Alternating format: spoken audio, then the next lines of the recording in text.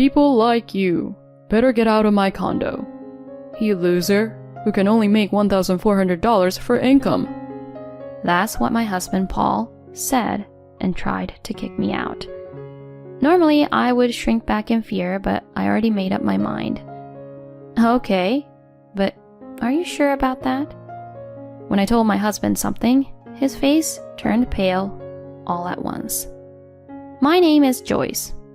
I am a 30-year-old housewife. I am, however, a newlywed who just recently got married.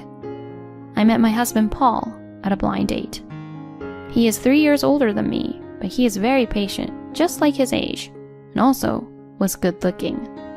He worked for a major company and was currently a section manager, so he was, for lack of a better word, a man with good conditions.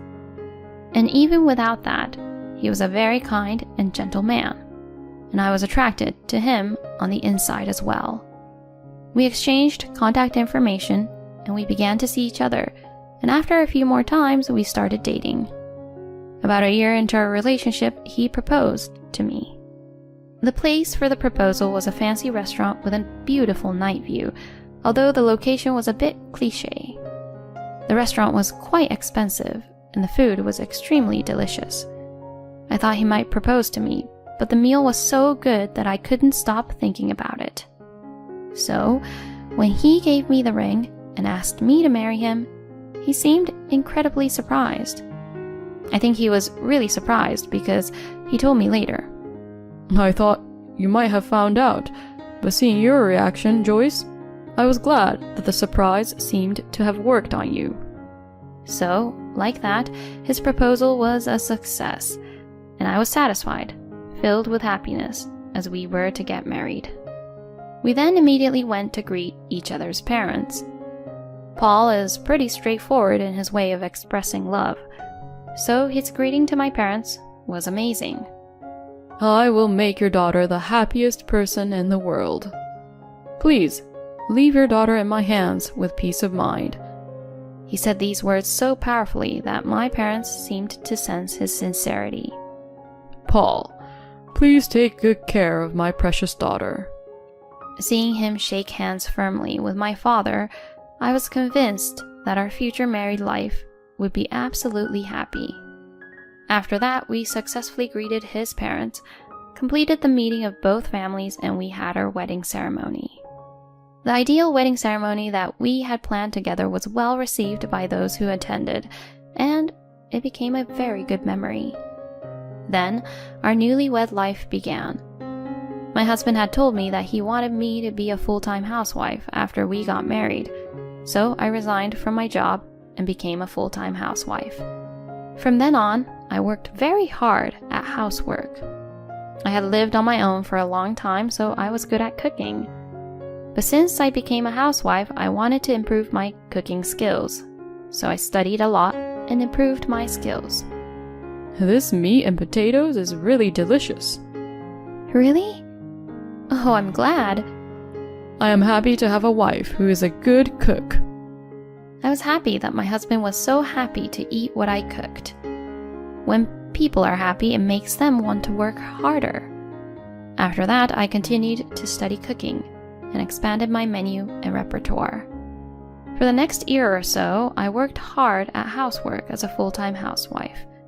Then my husband made this suggestion. When we first got married, you came to live here with me instead of moving out to a new place because of being busy with the wedding and whatnot. But isn't it about time we moved into a new place? Sure, this room of my husband's is huge, but it was originally an apartment for a single person. So we are running pretty low on storage spaces. We've been married for a year now, and it would certainly be nice to rent a new place. Yeah, you're right. I think we should. Okay, I'll look for a nice place then. Huh? Oh, okay. I was a little confused because I thought we were supposed to look for a place together. However, my husband is planning to look for a place by himself. Well, he was the one who proposed the idea of moving in the first place, and if he's that excited about it, I think I'll just leave it to him. I really wanted to look for a place together, looking at floor plans and so on, but about a week or two later, my husband brought me a lot of information. I think this is the place for us. I was happy that my husband was willing to search with me. In fact, I was so grateful that he narrowed down our options. However, I was surprised when I saw the information of the place my husband brought back home. What? The 27th, 29th, 30th floors. Aren't these rooms all from a condo? I asked him, and he replied with a proud look on his face. Yeah, because I'm a section chief in a very famous big company, right? My salary is much more higher than that of a section chief at a local company, so living in a room this size is no problem for me. I see. I was concerned about my husband's occasional displays of arrogance. But my husband is not just a talker, and he certainly makes a lot of money. He actually does what he says he is going to do, so I can't say too strongly about it. Besides, I certainly wanted to experience life in a nice condo. I discussed it with my husband and decided to sign a contract for a room in the condo that seemed to fit our requirements and move in. Wow, this is amazing. That's the best view I've ever had. My new room was so gorgeous, beautiful, and spacious, and it was on the 30th floor, so the view was amazing. I'm going to be living in this amazing room every day from now on. I can't believe that this is happening. The kitchen was a system kitchen, spacious and so magnificent that it looked like it could be used by a chef or a culinary researcher. Oh, my study room is very nice too. My husband was very happy that we could move into the perfect room. I feel like I'm one of the successful people. My husband would say that happily. I think that rather than being happy by being one of the successful people, he should be happy about the spacious and beautiful house. But maybe men are more fixated on that part about being successful and whatnot. That's not a place for me to step in, is what I thought, and I just listened to him. From then on, we were beginning to enjoy our life in the condo. 2 years had passed since we got married. From this time on, I gradually developed a desire to work. I felt I had already fully enjoyed living as a full-time housewife in the condo. Besides, no matter how much my husband's income was good, I felt that it was not good enough for me to continue to feel secured about the future. I had to start earning money on my own. That's what I felt. So I asked my husband if I could work, while I also do the housework properly. I had a feeling that Paul might disagree with my idea, but my husband gave me permission to work if I would do the housework properly. So I immediately started job hunting. Then I found an office job with just the right conditions. It was a job that started in the morning and ended in the evening around 4:30 p.m. I immediately applied for that job. I was lucky to get the job because I had worked for a reasonably well-known company after graduating from college. Thus, I went back to work. It had been a while since I had properly communicated with someone other than my husband, so it was kind of fun, and the atmosphere at the workplace was good. The work was challenging, and the senior staff taught me carefully. I like being a housewife, but I also like working. And it seems to be good for my mental health to be able to experience the fact that I am earning my own money. To my own surprise, even if my husband's salary is good and we are living a good life, I can't seem to shake off the feeling of insecurity. Even if it was a small salary, it was more important for me to be able to work and earn my own money. One day, however, an issue arose. There was a problem at the company, and everyone had to work overtime to deal with it. I, of course, stayed at the office with everyone else, and we worked together to deal with the situation. But this wasn't the issue. It was the fact that I had to work overtime and had to go home late at night was the issue. I was able to get home at 7:30 p.m. that day, and my husband came home half an hour later. When he saw that I had not finished cooking, he gave me a puzzled look. Hey, why isn't dinner ready? I'm sorry. We all worked late at the office today. So, I just got home a little while ago. Can I ask you to take a bath first? I said to him, and started to prepare dinner. Then my husband suddenly banged on the table. The sound was so loud that I was startled. What the hell? Who the hell do you think you are? Excuse me? How dare you order me around like that?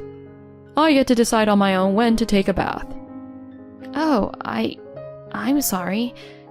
It'll just take me a little bit longer to get dinner ready, so I thought it would be a good idea if you took a bath first. Huh? So why should I let you be the judge of that? My husband became angry in a way he had never shown before.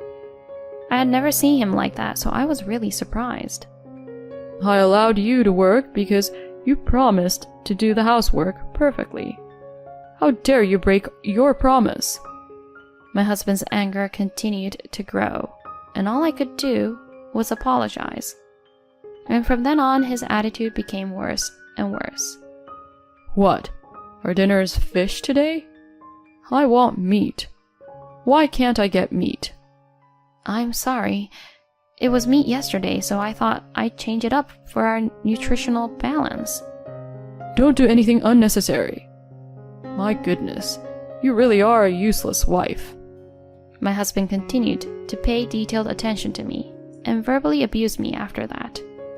My husband's anger was very scary, and I could only apologize to him so as not to provoke him in a weird way. And gradually, I began to blame myself that I was making my husband angry because I was in the wrong.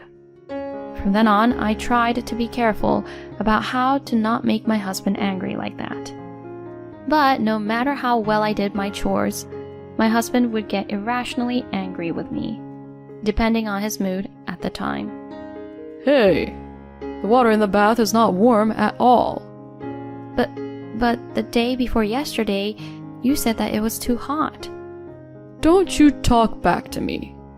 You should know way in advance about what I want.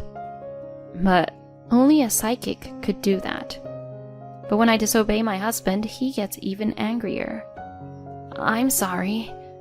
I'll be careful from now on. My husband always looks satisfied when I act like that.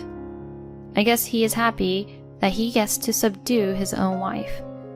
But I had already become incapable of disobeying him. Then one day, my parents came over to visit me. I had taken a paid holiday to coincide with their visit, so I waited for them at home. The doorbell rang, so I opened the front door and greeted my parents. "Mom, Dad, it's been a long time," I said as I welcomed them in, and both of my parents looked at me worried and surprised. "Huh? What's wrong with you two?" I mean, what's wrong with you, Joyce? You've lost so much weight. What? Really? I didn't even notice it myself, but it seems that I had lost a lot of weight. And they said that I had drawn in cheeks. I had been eating fine, so I didn't realize how much stress my body was under until my parents told me about it. Joyce, did something happen to you? When my parents asked me that, it was the first time I told them about my problems. Then my parents' faces turned red, and they became angry. What Paul is doing to you is moral harassment, isn't it? I will never forgive him for doing this to my daughter. What? Moral harassment? That was when I finally woke up. It seemed that my husband had brainwashed me little by little until now. My parents repeatedly told me that it was not my fault, and I was finally able to come to my senses. And I decided that I was ready to leave my husband. But at this point, I had no evidence whatsoever of my husband's moral harassment towards me. So that's why I have to record even a few of my husband's terrible remarks to me. My parents were worried about me and wanted me to come home with them now. But I decided to live here a little longer so that I could get some evidence at least. If I assume we are going to separate and going to get a divorce anyways, I can put up with the unreasonable things my husband says to me. And every time he says something unreasonable, I know I will have the upper hand in the divorce, so it will be bearable. After that, my husband has still been abusive and angry with me in ways that annoy me. I recorded each time and further documented it in my journal. Then I decided to look into something else that was bothering me. And I found out one thing. This was going to be a very good thing for my divorce. Then one day I had to work overtime again. So I was late getting home. But then I found out that my husband was coming home early only on such occasions when I'd come home late. Hey, you did it again. That's what my husband yelled at me when I came home. I'm sorry, I had to work late again. I told you I don't want any excuses. Saying that, my husband kicked the dining table. It made a terrible noise and the chair flew away, startling me so much that I let out a loud, "Ah!" My husband's face turned red and he was angry. You really are a useless wife, aren't you? People like you better get out of my condo. You're just a loser who can only make $1,400 for income. That's what my husband Paul said and tried to kick me out. Normally I would shrink back in fear, but I already made up my mind. I was frightened, but I did my best to talk back. Okay, but are you sure about that? Huh? About what? My husband looks at me with a puzzled look on his face. When I told him something, his face turned pale all at once. I'm recording your previous harassing remarks and saving them as evidence. Huh? All the data is ready to be sent to your parents and to your company. What? You're kidding, right? It's true. Besides, I have other evidence that you are actually having an affair. Huh? I said that and took out a photo of the evidence from my bag and showed it to him. Why do you have these photos? You can't get away with it now, you know. Even if I have to leave this place, I'll make it so that you won't be able to live in this world like how you were before. No way. Wait a minute. Let's calm down for once, okay? My husband, perhaps realizing that he was in a bad situation, said so. But I have nothing more to say. I am very calm. I can't stay in a marriage with an impatient, morally abusive cheater like you. I'll be the one to leave this house. I will demand alimony from you for both the emotional distress caused by your harassment and your affair. No way. I said that and started to pack up my belongings. Hey, are you really leaving? My husband's momentum from earlier suddenly disappeared, and he tried to hold me back with a tearful look on his face. But I wasn't afraid of him anymore. Yes, if I stay with you like this, I won't be able to go on anymore. That's why I'm leaving. I mean, you can be with your mistress now, so it should be a good deal for you. I'll take all the alimony I can get, though. With that, I went to the front door and put on my shoes. My husband collapsed from the spot and looked at me in a daze. Then I left the condo and got into a cab that took me to an empty business hotel. Then the next day, I had my parents pick me up in their car and take me back to my parents' house. After that, through my lawyer, I filed a claim for alimony against my husband and his mistress. I also filed a claim for compensation to my husband for moral harassment. Then I had the lawyer send a content-certified letter to my husband's workplace and my husband's parents' home, so my husband's moral harassment and affair spread around quickly. As a result, my husband's personal issues became a problem at his company and was demoted from section manager. In addition, his salary was reduced, and he was sent to a department in a local area working more in the factory, which required physicality more than working in an office. As a result, Paul had to terminate the lease of the condo. When his partner found out that I had filed a claim for compensation for moral harassment, she became afraid of Paul and disappeared from his life. Furthermore, Paul has been disowned by his parents and is now working in a local area all alone with no one by his side. The total amount of compensation for his harassment and his affair is substantial, so he cannot quit his job, and he is having a hard time with the daily stresses at working in the factory. On the other hand, I have been hired as a full-time employee at the company where I am currently working, and I am able to earn a steady income. I don't want to be in a relationship for a while, so for now, I'm going to focus on my job and get a promotion in the future. Thank you for watching until the end. Please subscribe to our channel. See you in the next video.